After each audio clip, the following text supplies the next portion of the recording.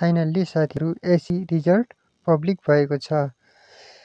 AC result check गर्ने तरिका सबैभन्दा पहिला हजुरले आफ्नो मोबाइलको गुगल एप्लिकेसनलाई अन गर्नुहोस्। यसरी गुगल एप्लिकेसनलाई अन गरिसकेपछि यहाँ देख्न सक्नुहुन्छ माथिपट्टि सर्चमा जानुहोस्।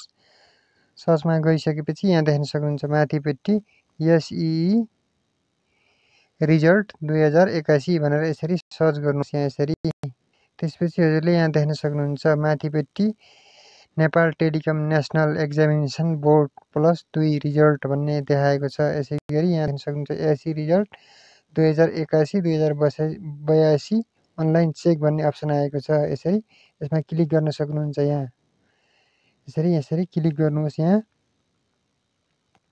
क्लिक गरिसकेपछि हजुरले यहाँ देख्न सक्नुहुन्छ रिजल्ट पब्लिक भन्ने देखाएको छ। यहाँ देख्न सक्नुहुन्छ एसी रिजल्ट पब्लिक भएको छ। यहाँ देख्न सक्नुहुन्छ माथिपट्टि स्याम्पल नम्बर टाइप गर्नुहोस्। यसरी स्याम्पल नम्बर र आफ्नो त्यसपछि यहाँ फुल नेम राख्न सक्नुहुन्छ, मोबाइल नम्बर राख्न सक्नुहुन्छ। यसै गरी आफ्नो डेट अफ बर्थ पनि राख्न सक्नुहुन्छ।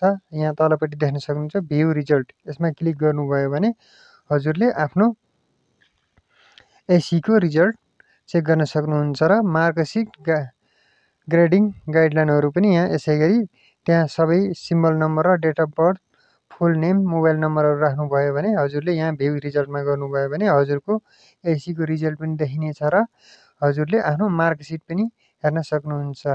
यसरी नै हजुरले आफ्नो एसीको रिजल्ट चेक गर्न सक्नुहुन्छ। आई होप हजुरहरूलाई यो भिडियो कस्तो लाग्यो। भिडियो मन परेमा लाइक, कमेन्ट अनि सेयर गर्न चाहिँ नभुल्नुहोला। धन्यवाद।